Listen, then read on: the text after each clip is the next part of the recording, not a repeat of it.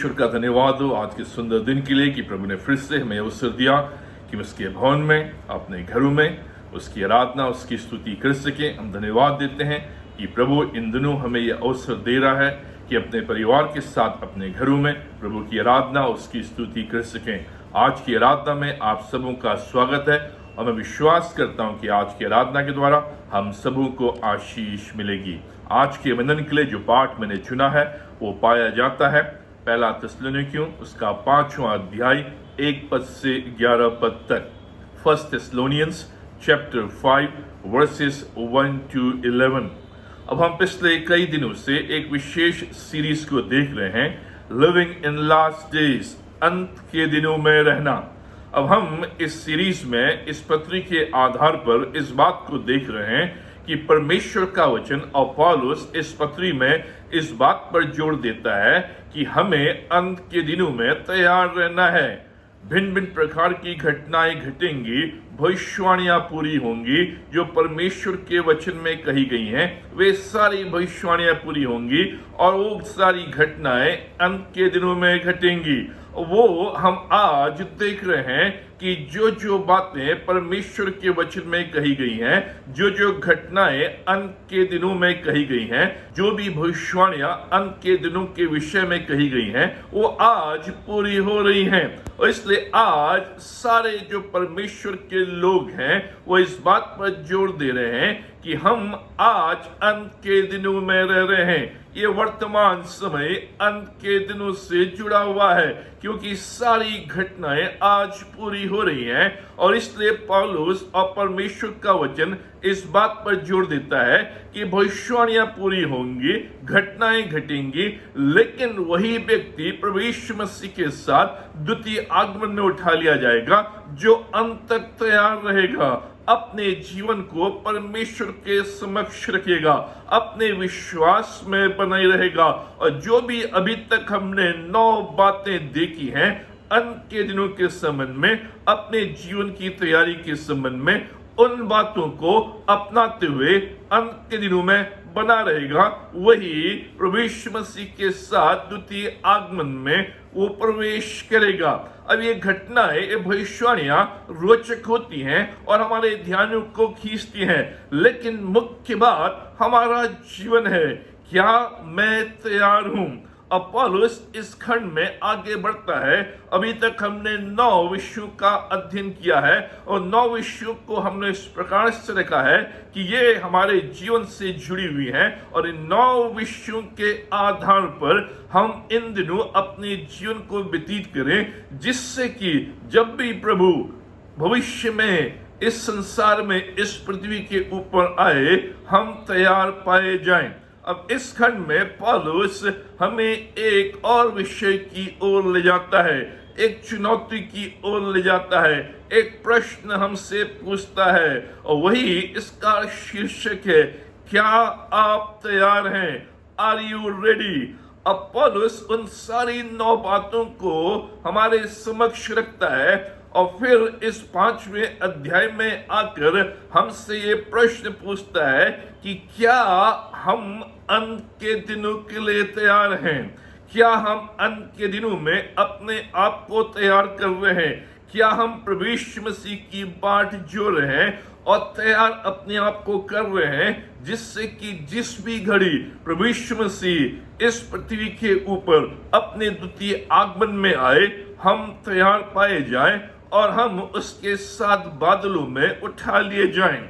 हमें इन अंत के दिनों में इस प्रकार से रहना है कि जैसे कल ही प्रभु यीशु मसीह मारा गया, आज सुबह प्रभु यीशु मसीह जी उठा और कल दोपहर में वो वापस आ रहा है। इस प्रकार से हमें इन अंत के दिनों में जीना है कि प्रभु यीशु मसीह की मृत्यु कल हुई है, प्रभु यीशु मसीह आज सुबह जी उठा है और प्रभु यीशु मसीह कल दोपहर में वापस आ रहा है। और जो आदि विश्वासी थे, जिन विश्वासियों को पौलुस इस पत्री में संबोधित करता है, वो प्रभु के द्वितीय आगमन के लिए अत्यधिक प्रसन्न थे, एक्साइटेड थे, और अपनी बातचीत के दौरान अपने विचारों में बराबर प्रभु यीशु मसीह के द्वितीय आगमन को प्रस्तुत करते थे।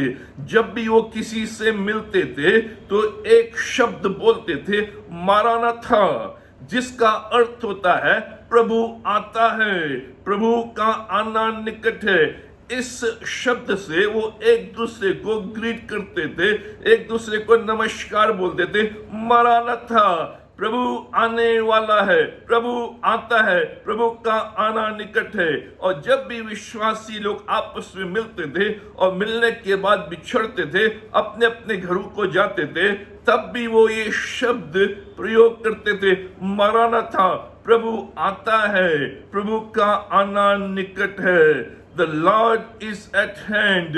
ये उनकी बातचीत में था, ये उनके विचारों में था, क्योंकि वो प्रभु यीशु मसीह के द्वितीय आगमन के लिए बहुत ही उत्सुक थे। हमें भी इसी प्रकार से इन दिनों में रहना है और अपने विचारों में, अपनी बातचीत में, अपनी जीवन शैली में इस बात को लेकर आना है कि मैं प्रभु यीशु मसीह के द्वितीय आगमन के लिए अत्यधिक प्रसन्न हूं, अपने आप को तैयार कर रहा हूं, जिससे कि जिस भी घड़ी वो आए मैं तैयार पाया जाऊं। अब इस खंड के आधार पर प्रभु यीशु मसीह के द्वितीय आगमन के बारे में हम 4 बातें देखेंगे बड़े संक्षिप्त में। पहली बात, यीशु आएगा, लेकिन कौन सी तारीख को आएगा ये मालूम नहीं।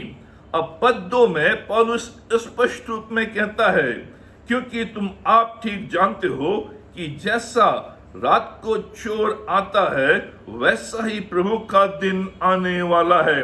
पौलुस यहाँ पर स्पष्ट कर रहा है, यीशु मसीह आएगा, लेकिन कौन सी तारीख को आएगा, कौन से दिन आएगा, कौन से महीने आएगा, कौन से साल आएगा, इसका मालूम नहीं है, ये हम नहीं जानते हैं। इसलिए इस पद में वो स्पष्ट कहता है कि जैसे रात को चोर आता है बिना बताए, बिना चेतावनी दिए हुए, वैसे प्रभु यीशु मसीह बिना बताए, बिना चेतावनी दिए वो आएगा।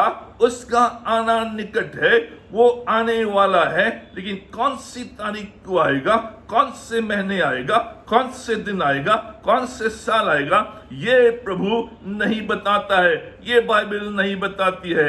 इसलिए प्रभु यीशु मसीह ने स्वयं अपने द्वितीय आगमन के विषय में कहा।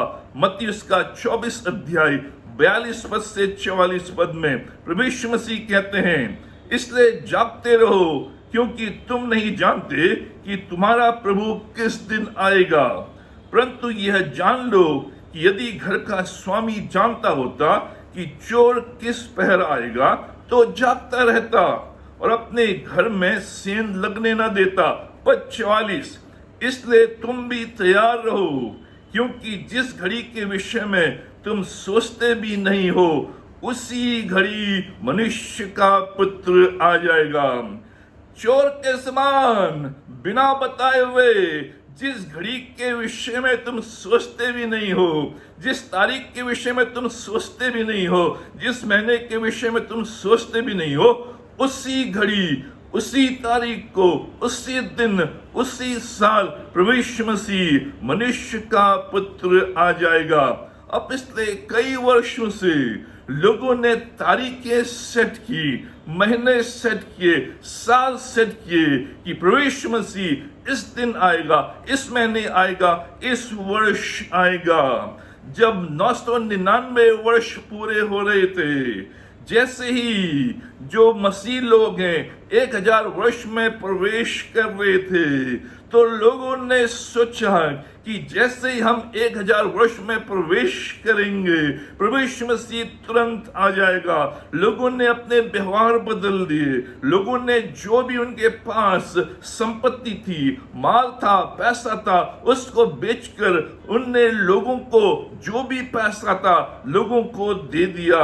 और जो भी वहां कैदी लोग थे, कैदियों को उनने मुक्त कर दिया और ये सारे के सारे लोग इस्राएल देश में चले गए और वहां वो वेट कर रहे हैं प्रभु यीशु मसीह के आने का।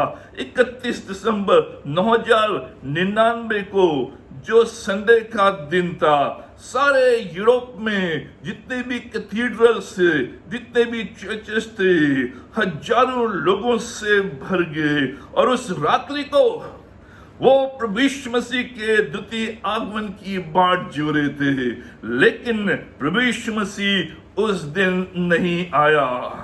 विलियम मिलर जो एक बैप्टिस्ट प्रीचर न्यूयॉर्क के थे, उन्होंने भविष्यवाणी की कि यीशु मसीह अक्टूबर 22, 1845 को आएगा, अक्टूबर 22, 1845 को आएगा और हजारों लोग सफेद कपड़े पहनकर न्यूयॉर्क की पहाड़ी पर चले गए कि यीशु मसीह के साथ बादलों में उठा लिए जाएंगे, लेकिन उस दिन भी यीशु मसीह नहीं आया। एडगर विस्नेंट जो एक इंजीनियर थे, नासा में इंजीनियर थे, उन्होंने एक किताब लिखी जिसका टाइटल था 88 Reasons Why Jesus Will Return in 1988। उन्होंने इस किताब में इस बात को कहा कि 88 कारण हैं, रीजंस हैं कि क्यों प्रभु यीशु मसीह 1988 को लौटेगा। 45 लाख से ऊपर ये किताबें बेची गईं, लेकिन उस दिन भी प्रभु यीशु मसीह नहीं आया, उस वर्ष भी प्रभु यीशु मसीह नहीं आया। रेडियो के एक प्रीचर थे हैरोल्ड कैंपिन, उन्होंने कहा और भविष्यवाणी की मई 21, 2011 को यीशु मसीह आएगा और हम सब लोग उठा लिए जाएंगे। उनकी रेडियो मिनिस्ट्री थी और लोगों ने जबरदस्त दान उनको दिया, क्योंकि उनने कहा था मई 21, 2011 को यीशु मसीह आ रहा है। लोगों ने जबरदस्त दान उनको दिया, जो भी लोगों का था उनने बेच दिया और सारे के सारे लोग उस दिन के लिए एकत्रित हो गए, लेकिन उस दिन भी प्रभु यीशु मसीह नहीं आया। और हेरोल्ड जो कैंपन थे, उनको जबरदस्त सदमा लगा, उनके डोनेशंस बंद हो गए, उनकी मिनिस्ट्री बंद हो गई और मालूम नहीं चला कि वो कहां चले गए। उस दिन भी प्रभु यीशु मसीह नहीं आया। लोगों ने कहा 2012 में दुनिया का अंत होगा, पूरे दुनिया में प्रचार किया गया, लेकिन उस वर्ष भी प्रभु यीशु मसीह नहीं आया। लोग तारीखें सेट करते थे, दिन सेट करते थे और आज भी जो लोग हैं यीशु मसीह के द्वितीय आगमन की तारीख सेट कर रहे हैं, दिन सेट कर रहे हैं, ईयर सेट कर रहे हैं, लेकिन परमेश्वर का वचन कहता है कि कोई भी व्यक्ति अगर आपको तारीख दे, आपको दिन दे, आपको साल दे कि प्रभु यीशु मसीह इस दिन, इस तारीख और इस वर्ष को आएगा, तो आप जाने कि वो झूठा भविष्यवक्ता है, वो गलत भविष्यवाणी है, क्योंकि स्वयं प्रभु यीशु मसीह ने कहा है कि पिता के अलावा, परमेश्वर के अलावा और कोई नहीं जानता कि मनुष्य का पुत्र कब वापस इस संसार में आएगा। इसलिए प्रभु यीशु मसीह ने स्वयं कहा मत्ती 24 के 44वें पद में, तुम नहीं जानते कि तुम्हारा प्रभु किस दिन आएगा। इसलिए इस बात को स्मरण रखें। और पौलुस यहाँ पे बता रहा है यीशु मसीह आएगा, लेकिन कौन सी तारीख को आएगा, कौन से महीने आएगा, कौन से साल आएगा, कोई नहीं जानता, केवल परमेश्वर जानता है। दूसरी बात, इस खंड से प्रभु यीशु मसीह के द्वितीय आगमन के संबंध में, प्रभु अपने लोगों को आने वाले विनाश और न्याय से छुड़ाएगा। पद 9 पौलुस यहाँ पे कहता है, क्योंकि परमेश्वर ने हमें क्रोध के लिए नहीं परंतु इसलिए ठहराया है कि हम अपने प्रभु यीशु मसीह के द्वारा उद्धार प्राप्त करें। पौलुस स्पष्ट रूप में कहता है कि प्रभु यीशु मसीह अपने लोगों को आने वाले विनाश और न्याय से छुड़ाएगा। उसने हमें क्रोध के लिए नहीं ठहराया है, उसने हमें इसलिए ठहराया है, इसलिए बचाया है, और इसने कहा है कि अंत के दिनों तक विश्वास योग्य बना रहना, ताकि हम उस दिन उद्धार पाएं, उस दिन बादलों में उठा लिए जाएं। यीशु मसीह इस संसार में, बाइबल बताती है, जो प्रकाशित वाक्य उसका 20 अध्याय बताता है कि 1000 वर्ष का राज्य स्थापित करेगा। बाइबल स्पष्ट करती है कि प्रभु यीशु महाक्लेश और 1000 वर्ष का राज्य स्थापित करने से पहले आएगा। बाइबल बताती है कि महाक्लेश भी होगा। बाइबल बताती है कि प्रभु यीशु मसीह 1000 वर्ष का राज्य इस पृथ्वी के ऊपर स्थापित करेगा। लेकिन प्रभु यीशु मसीह महाक्लेश से पहले 1000 वर्ष का राज्य स्थापित करने से पहले आएगा। अपनी कलीसिया को, अपनी दुल्हन को, अपने विश्वासियों को, जो उसका अनुसरण करते हैं, उनको महाक्लेश के काल से, उस परमेश्वर के क्रोध से, उस पापमय पृथ्वी की जो दशा होगी, उसमें से वो बचा लेगा। उसके जो विश्वासी हैं, उसकी जो कलीसिया है, उनको वो उस महाक्लेश से पहले बचा लेगा। वो महाक्लेश जो पापमय संसार के ऊपर आएगा, पृथ्वी जो पापमय है, लोग जो पापों में फंसे हुए हैं, उनके ऊपर परमेश्वर का प्रकोप और क्रोध आएगा। लेकिन उससे पहले परमेश्वर अपने लोगों को बचा लेगा। इसलिए परमेश्वर का वचन कहता है, प्रकाशित वाक्य उसका 3 अध्याय के 10 पद में, तूने मेरे धीरज के वचन को थामा है, इसलिए मैं भी तुझे परीक्षा के उस समय बचा रखूंगा जो पृथ्वी पर रहने वालों के परखने के लिए सारे संसार पर आने वाला है। जबरदस्त! इसीलिए पौलुस कह रहा है, अपने आप को अंत के दिनों में तैयार रखो, जिससे कि उस आने वाले प्रकोप से पहले, उस आने वाले महाक्लेश से पहले, उस आने वाले 1000 वर्ष का जो राज्य स्थापित प्रभु यीशु मसीह पृथ्वी पर करेगा, तुम उठा लिए जाओ और उसके साथ बादलों में, और बादलों में रहते हुए उसकी समीपता में, उसकी उपस्थिति में बने रहो। अपने द्वितीय आगमन की जो बातें हैं, प्रभु यीशु मसीह पुराने नियम की कुछ घटनाओं से भी तुलना करता है। जब भी प्रभु यीशु मसीह ने अपने द्वितीय आगमन के विषय में कहा, उसने हमेशा पुराने नियम को भी जोड़ा है, और पुराने नियम की कुछ घटनाओं की तुलना वो अपने द्वितीय आगमन से करता है, जिसे हम पाते हैं लूका उसका 27 अध्याय 26 से 30 पद में। ध्यान से सुने, यहाँ पर परमेश्वर का वचन क्या कहता है, कैसे प्रभु यीशु मसीह का जो द्वितीय आगमन है वो पुराने नियम की 2 प्रमुख घटनाओं से जुड़ा हुआ है। उससे प्रभु यीशु मसीह तुलना करता है। जैसे नूह के दिनों में हुआ था, वैसा ही मनुष्य के पुत्र के दिनों में भी होगा। जिस दिन तक नूह जहाज पर न चढ़ा, उस दिन तक लोग खाते पीते थे और उनमें ब्याह शादी होती थी। तब जल प्रलय ने आकर उन सबको नाश किया। और जैसा लूत के दिनों में हुआ था कि लोग खाते पीते, लेन देन करते, पेड़ लगाते और घर बनाते थे, परंतु जिस दिन लूत सदोम से निकाला गया, उस दिन आग और गंधक आकाश से बरसी और सबको नाश कर दिया। मनुष्य के पुत्र के प्रकट होने के दिन भी ऐसा ही होगा। जबरदस्त! ये पुराने नियम की 2 घटनाएं हैं जिनकी तुलना प्रभु यीशु मसीह अपने द्वितीय आगमन से करता है। जल प्रलय और विनाश, क्या समानताएं हैं द्वितीय आगमन से? पहला, जल प्रलय से पहले अति दुष्ट लोग थे। जल प्रलय परमेश्वर का न्याय है। ये न्याय परमेश्वर का उन लोगों के प्रति है जो जल प्रलय से पहले अति दुष्ट थे, दुष्टता में फंसे हुए थे, पाप में फंसे हुए थे। सिंपल ह्यूमैनिटी थी जिसके ऊपर जल प्रलय के द्वारा परमेश्वर ने अपने क्रोध को प्रकट किया और सारे लोग नाश हो गए।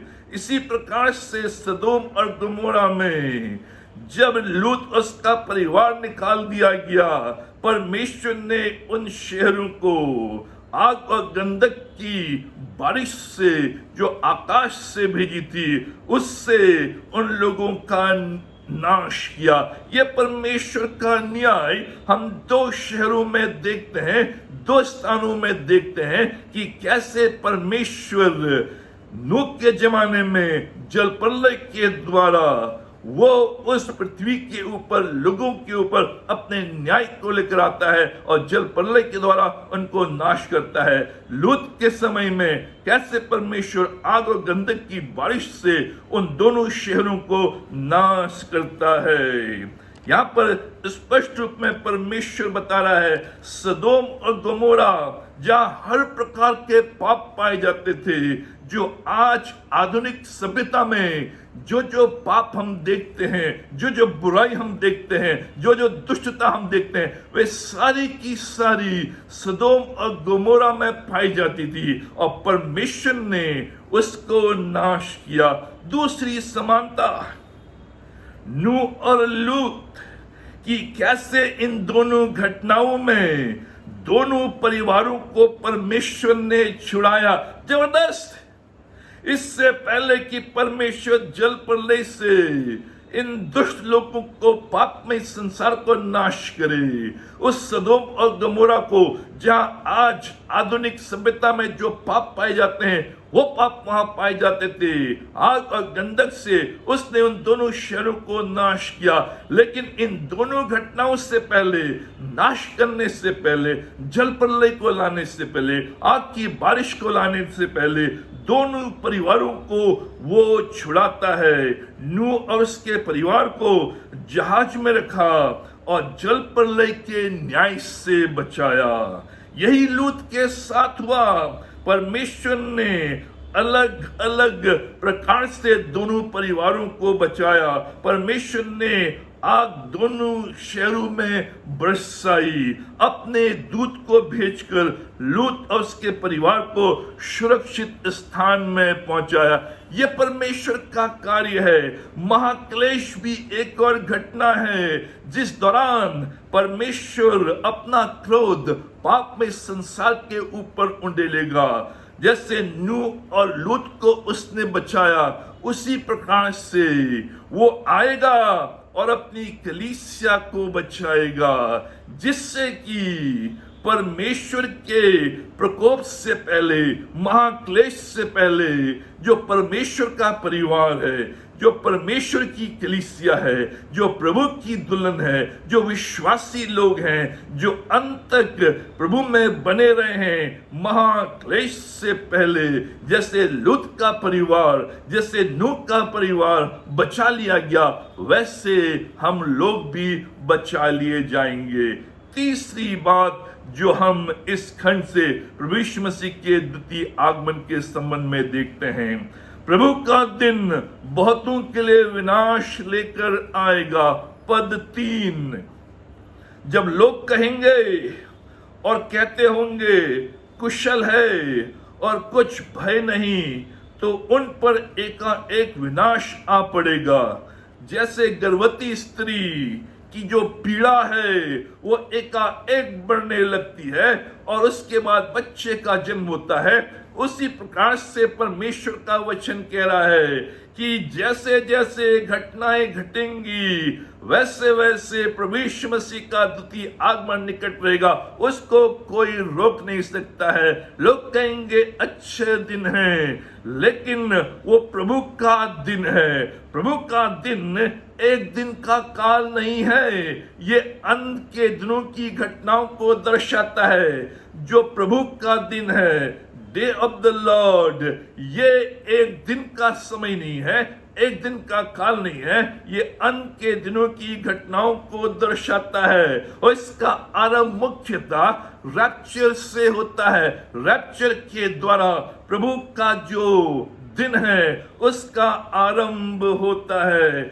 और परमेश्वर उस दिन इस बात को दिखाएगा कि जो प्रभु में हैं, जो बचा लिए गए हैं, जो अंत तक धीरज धरे हुए हैं, जिन्होंने प्रभु का अनुसरण किया है, इन 9 बातों को अपने जीवन में अपनाया है, उनके लिए एक डिलाइटफुल एक्सपीरियंस होगा, उनके लिए एक खुशी का समय होगा। लेकिन जो पीछे छोड़ दिए जाएंगे, जो पीछे छूट जाएंगे, उनके लिए ये डिस्ट्रक्शन का समय होगा, उनके लिए विनाश का समय होगा।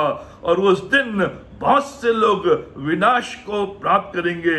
लेकिन जो प्रभु में है, जो प्रभु में बने रहेंगे, उनके लिए डिलाइटफुल एक्सपीरियंस। इसलिए यशाया उसका 13 अध्याय उसकी 9 से 11 पद में लिखा है, देखो यहोवा का वह दिन रोष और क्रोध और निर्दयता के साथ आता है कि वो पृथ्वी को उजाड़ डाले और पापियों को उसमें से नाश करे। क्योंकि आकाश के तारागण और बड़े बड़े नक्षत्र अपना प्रकाश न देंगे, और सूर्य उदय होते होते अंधियारा हो जाएगा, और चंद्रमा अपना प्रकाश न देगा। मैं जगत के लोगों को उनकी बुराई के कारण और दुष्टों को उनके अधर्म का दंड दूंगा। मैं अभिमानियों के अभिमान को नाश करूंगा और उपद्रव करने वाले के घमंड को तोड़ूंगा। जबरदस्त! ये परमेश्वर कह रहा है कि जो प्रभु का दिन है, जो रैप्चर का दिन है, जो प्रभु के आने का समय है, वो बहुतों के लिए विनाश को लेकर आएगा। उन लोगों को जो प्रभु पर विश्वास नहीं करते, जिन्होंने प्रभु को ठुकराया है। और इसलिए महाक्लेश के समय की जो तुलना है वो जच्चा पीड़ा के साथ की गई है। जैसे गर्भवती की पीड़ा बढ़ती जाती है, उसको कोई रोक नहीं सकता। अब बच्चा आएगा, चाहे आप तैयार हैं या ना हैं, बच्चा आएगा। उसी प्रकार से जो अंत के दिन हैं, जो घटनाओं को बता रहे हैं, जो भविष्यवाणियां पूरी हो रही हैं, ये इस बात को बता रही है, यीशु मसीह आएगा, भले आप तैयार हो या ना हो, उसका आना निकट है और वो जरूर आएगा।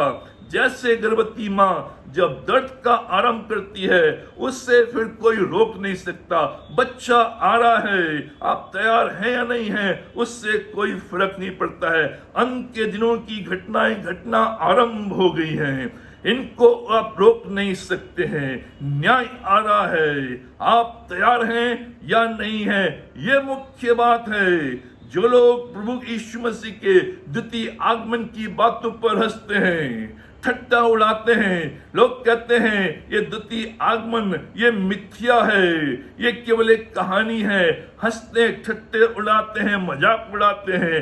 लेकिन जैसा बाइबल में कहा गया है वैसा ही होगा। जो पीछे छूट जाएंगे उनके लिए विनाश। इसलिए आज इस संदेश के द्वारा मैं आपसे अनुरोध कर रहा हूं कि अपने जीवन को प्रभु को दें। जो प्रभु को जानते हैं, जिन्होंने प्रभु को अपना जीवन दिया है और इन के दिनों में अपने आप को तैयार रखते हैं, वे उस रैप्चर के द्वारा, प्रभु के आने के द्वारा बादलों में उठा लिए जाएंगे, विनाश से बचेंगे। लेकिन जो पीछे छूट जाएंगे, जो लेफ्ट बिहाइंड है, वो विनाश का सामना करेंगे, उनका विनाश होगा। चौथी बात परमेश्वर अपने वचन में हमें बताता है, पौलुस प्रभु यीशु मसीह के द्वितीय आगमन के संबंध में जो चौथी बात इस खंड में रखता है, मसीहों को इन अंतिम घटनाओं के विषय में चकित होने की आवश्यकता नहीं है। पद 4 और 5 यहाँ पर परमेश्वर का वचन कहता है, हे भाइयों, तुम तो अंधकार में नहीं हो कि वो दिन तुम पर चोर के समान आ पड़े। तुम सब ज्योति की संतान और दिन की संतान हो। इसलिए परमेश्वर का वचन कहता है कि मसीहों को अंतिम घटनाओं के विषय में चकित होने की आवश्यकता नहीं है, क्योंकि तुम ज्योति की संतान हो। तुम पर ये जो बातें चोर के समान आ पड़ेंगी, उससे चकित होने की आवश्यकता नहीं है, क्योंकि तुम इन बातों को परमेश्वर के वचन के द्वारा जानते हो। परमेश्वर के वचन में इन बातों को कहा गया है कि अंत के दिनों में क्या क्या होगा और कैसे परमेश्वर के लोग उठा लिए जाएंगे। इसलिए इन सारी बातों को सुनकर, इन सारी बातों को देखकर तुम्हें आश्चर्यचकित होने की आवश्यकता नहीं है। प्रभु एकाएक आ रहा है, बिना चेतावनी के। वो चोर के समान आ रहा है।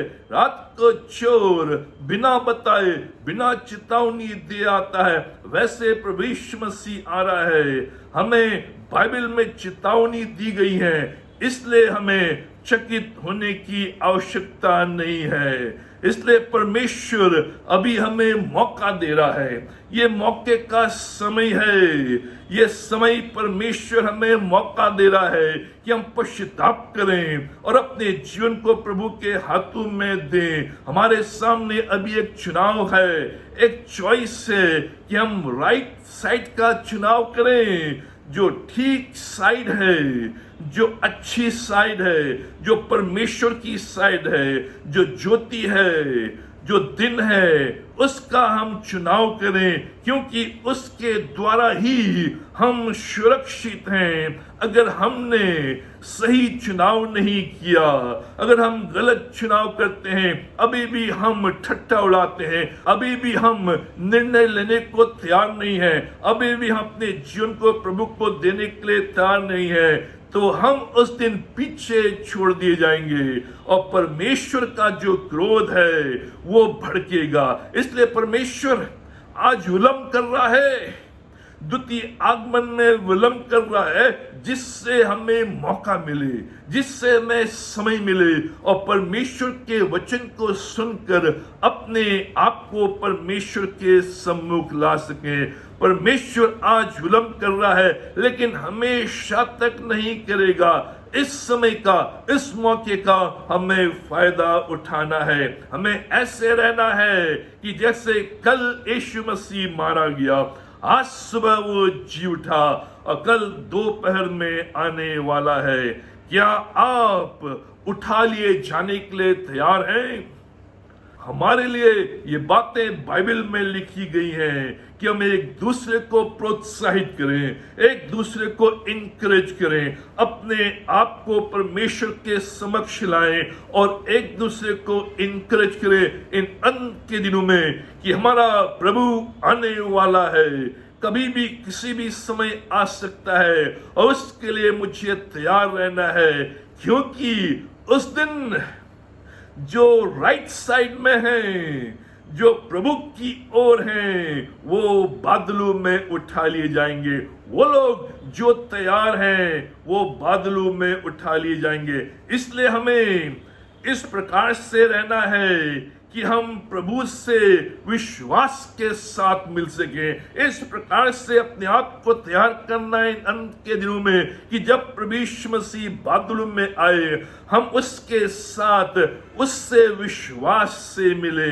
अपने विश्वास को हमें अपने प्रियों के साथ बांटना है। हम ऐसे इन दिनों में रहें कि जैसे हम बराबर अपने विश्वास को अपने प्रियों के साथ बांट रहे हैं। आप उन लोगों को प्रभु के वचन को सुनाएं जिन्होंने अभी तक अपने आप को प्रभु को नहीं दिया है। हमें इस प्रकार से रहना है कि जो लोग प्रभु में नहीं हैं उनको बराबर वचन सुनाएं, जिससे कि वो भी प्रभु के पास आ सकें।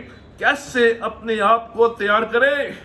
पौलुस इन 4 घटनाओं को हमारे सामने प्रभु यीशु मसीह के द्वितीय आगमन के संबंध में रखता है। इस प्रश्न के साथ, क्या आप तैयार हैं? Are you ready? क्या आप उसके द्वितीय आगमन के लिए तैयार हैं? रैप्चर के लिए तैयार हैं? उसके साथ उठा लिए जाने के लिए तैयार हैं? इन बातों को पौलुस हमारे सामने रखता है। कैसे अपने आप को तैयार करें। संक्षिप्त में 3 बातें इस खंड के आधार पर। पहली बात, अपनी आत्मिक उदासीनता से जागें। पौलुस यहाँ पर 6 पद में कह रहा है, इसलिए हम दूसरों के समान सोते न रहे, पर जागते और सावधान रहे। जबरदस्त। पौलुस कह रहा है, अंत के दिनों में अपनी आत्मिक उदासीनता से जागे, जिससे कि हम सोते न रह जाएं, हम उस घड़ी में सोते हुए पाए ना जाएं। जबरदस्त। पौलुस यहाँ पे कह रहा है, हम दूसरों के समान जो अविश्वास में हैं, जिन्होंने प्रभु को अपना जीवन नहीं दिया है, जो उसके द्वितीय आगमन का ठट्टा उड़ाते हैं, उनके समान सोते न रहें, पर जागते और सावधान रहें। इस आत्मिक उदासीनता से हमें जागना है। इसलिए वो कहता है कि हम अब ज्योति की संतान हैं, अंधकार की नहीं। अगर अंधकार की संतान होते तो हम सोते रहते। अब परमेश्वर ने हमें अंधकार की शक्तियों से छुड़ाकर ज्योति में प्रवेश कराया है, इसलिए हम दूसरों के समान सोते न रहें, लेकिन जागते रहें। जो लोग बिना प्रभु के अंधकार में चल रहे हैं, वे सोए हुए हैं। लेकिन खतरे की बात यह है, महत्वपूर्ण बात यह है कि वो विश्वासी जो अंधकार से निकलकर आगे हैं, ज्योति में आगे हैं, लेकिन आज आत्मिक रूप से सोए हुए हैं, क्रियाशील नहीं है, बेहोशी की हालत में है, उत्तर देने के योग्य नहीं है। उनके आसपास कौन सी घटनाएं घट रही हैं, उनके बारे में वो अनभिज्ञ हैं। क्या परमेश्वर आज इन अंत के दिनों में अपने वचन के अनुसार कर रहा है? उन बातों से बेहोश हैं, उन बातों से अनभिज्ञ हैं। उन्हें ज्ञान भी नहीं, उन्हें सोच भी नहीं, उन्हें होश भी नहीं कि उनके चारों ओर क्या हो रहा है और कैसे परमेश्वर अपने कार्य को कर रहा है, जिससे कि प्रभु यीशु मसीह का द्वितीय आगमन शीघ्र हो। वो आत्मिक उदासीनता में है, सोए हुए हैं, कोई भी कार्य उन्हें छू नहीं रहा है। हालांकि वो ज्योति की संतान तो बन गए हैं, लेकिन आत्मिक रूप से सोए हुए हैं। इसलिए रोमियो उसका 13 अध्याय उसके 11वें पद में लिखा है, और समय की पहचान कर ऐसा ही करो, इसलिए कि अब तुम्हारे लिए नींद से जाग उठने की घड़ी आ पहुंची है। क्योंकि जिस समय हमने विश्वास किया था, उस समय के विचार से अब हमारा उद्धार निकट है। जबरदस्त। अब ये घड़ी आ पहुंची है विश्वासियों के लिए कि अपनी नींद से जागें, अपनी आत्मिक उदासीनता से जागें, क्योंकि अब उद्धार की घड़ी आ पहुंची है, निकट है, उसका आना निकट है। इसलिए आज हमें उस आत्मिक नींद से जागना है। हमारी आंखें तो खुली हैं, लेकिन आत्मिक रूप से हम लोग सोए हुए हैं। हमें परवाह नहीं, हम अपने हाल में संतुष्ट हैं, मस्त हैं। हमें परमेश्वर के वचन को पढ़ने में मजा नहीं आता। हम दूसरों के साथ अपने विश्वास को बांटने के लिए प्रसन्नचित नहीं है। हम यीशु मसीह के लिए रह नहीं रहे हैं, जैसे भी हैं उसी हाल में रह रहे हैं। हमें कोई मतलब नहीं, हम अपने हाल में व्यस्त हैं। बस चर्च आ जाते हैं, बैठते हैं, उठते हैं, देखते हैं, गाते हैं, सुनते हैं, उसके बाद बिना प्रभाव के, बिना बदलाव के अपने अपने घर चले जाते हैं। हम अपने आप में मस्त हो गए हैं, अज्ञानता और उदासीनता के शिकार हो गए हैं। हम जानते तो हैं, लेकिन फिर भी हम अज्ञानी हैं। हम आत्मिक माहौल में तो आगे हैं, लेकिन आत्मिक रूप से अभी भी हम उदासीन हालत में हैं, इग्नोरेंस, और हम उदासीनता में हैं। We don't care, हमें मतलब नहीं, बस हम अपने हाल में ही मस्त हैं। लेकिन पौलुस कह रहा है, इस नींद से जागो, अंत के दिनों में तैयार होने का मतलब है कि हमें अपनी आत्मिक उदासीनता से जागना है, अपनी नींद से जागना है। जो नींद की गोली शैतान ने हमें खिला दी है, उससे हमें जागना है, जिससे हम जागृत अवस्था में रहें। हम जाने और समझे कि हमारे आसपास क्या हो रहा है, इस संसार में क्या हो रहा है, परमेश्वर का वचन कैसे पूरा हो रहा है और कैसे परमेश्वर अपने वचन को पूरा कर रहा है, जिससे कि हम उसके द्वितीय आगमन को देख सकें। जागृत रहें। दूसरी बात जो पौलुस हमारे सामने रखता है, अपने आत्मिक हथियारों को पहने। कैसे अपने आप को तैयार करें? पहनने के द्वारा। जागने के बाद पहनना, अपने आत्मिक हथियारों को पहने। 1 से 8 पद में पौलुस इन आत्मिक हथियारों का वर्णन करता है कि पौलुस कह रहा है कि इन अंत के दिनों में हमें इन आत्मिक हथियारों को पहनना है। ये आत्मिक जो हथियार हैं, झिलम है, टोप है, अन्य प्रकार के जो हथियार हैं, जो हमारे मन और मस्तिष्क की रक्षा करते हैं। और यही बात पौलुस इफिसियुस के 6 अध्याय में भी कहता है। जो आत्मिक हथियार हैं, जो 6 आत्मिक हथियार हैं, जो हमारे मन और मस्तिष्क की रक्षा करने के लिए दिए गए हैं। क्योंकि परमेश्वर का वचन कहता है कि अंतिम दिनों में, अंत के दिनों में प्रभु के लिए प्रेम कम हो जाएगा, प्रभु में विश्वास कम हो जाएगा। मन और मस्तिष्क को ये अंत के दिन प्रभावित करेंगे। हमारे मन में परमेश्वर के लिए प्रेम नहीं, हमारे मस्तिष्क में परमेश्वर के लिए कोई भी अच्छी बात नहीं, हमारे मन में प्रभु में विश्वास नहीं। मन और मस्तिष्क प्रभावित होंगे। इसलिए पौलुस कह रहा है, अंत के दिनों में इन आत्मिक हथियारों को पहन लो, जिससे कि तुम्हारा मन भी ठीक रहे और तुम्हारा मस्तिष्क भी ठीक रहे, तुम्हारा माइंड भी ठीक रहे और तुम्हारा हार्ट भी ठीक रहे। क्योंकि अंत के दिनों में जो शैतान है हमारे मन के ऊपर प्रहार करेगा, हमारे मस्तिष्क के ऊपर प्रहार करेगा और हमारे अंदर परमेश्वर के प्रेम को कम करेगा। परमेश्वर के लिए जो प्रेम है वो कम होता चला जाएगा और परमेश्वर में जो विश्वास होना चाहिए वो कम होता चला जाएगा। इसलिए इन 6 हथियारों को पहन ले, जिससे कि हम तैयार पाए जाएं। इसीलिए पौलुस इफिसियुस के 6 अध्याय के 13 पद में कहता है, क्यों जरूरी है? इसलिए परमेश्वर के सारे हथियार बांध लो कि तुम बुरे दिन में सामना कर सको और सब कुछ पूरा करके स्थिर रह सको। जबरदस्त!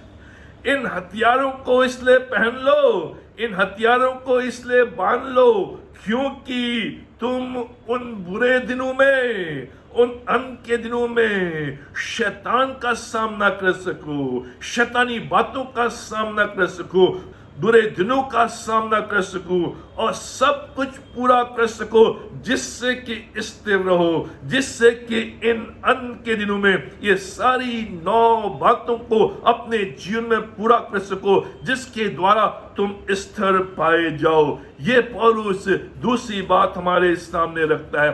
तीसरी बात जो पौलुस हमारे सामने रखता है, अपनी आत्मिक सहभागिता को मजबूत करें। बिल्डअप, जो वो 11वें पद में हमारे सामने रखता है। इस कारण एक दूसरे को शांति दो और एक दूसरे की उन्नति का कारण बनो। पौलुस यहाँ पे कह रहा है, इन अंत के दिनों में जो आपकी आत्मिक सहभागिता है उसको मजबूत करने की कोशिश करो। दूसरे विश्वासियों के साथ बराबर संगति करो, अपने आप को मजबूत करो और दूसरे विश्वासियों को मजबूत करो, जिससे कि तुम्हारी जो सहभागिता है, जो आत्मिक सहभागिता है, वो मजबूत हो सके, जिससे कि हम एक दूसरे को प्रोत्साहित करें, एक दूसरे को इंकरेज करें और हम प्रभु में एक दूसरे के साथ बढ़ते चले जाएं। बिल्डअप, आत्मिक सहभागिता को हमें बिल्डअप करना है, मजबूत करना है, क्योंकि ये आत्मिक सहभागिता अंत के दिनों में हमें मजबूत करेगी, हमें स्थिर करेगी, हमें स्थापित करेगी। क्या आप तैयार हैं?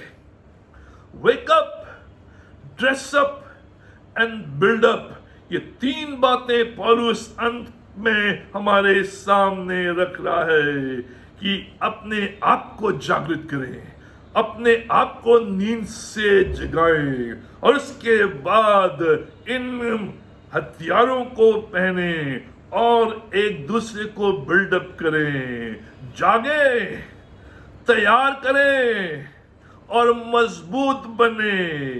क्रम महत्वपूर्ण है। पौलुस कह रहा है क्रम महत्वपूर्ण है। हम पहले उठा लिए जाएंगे।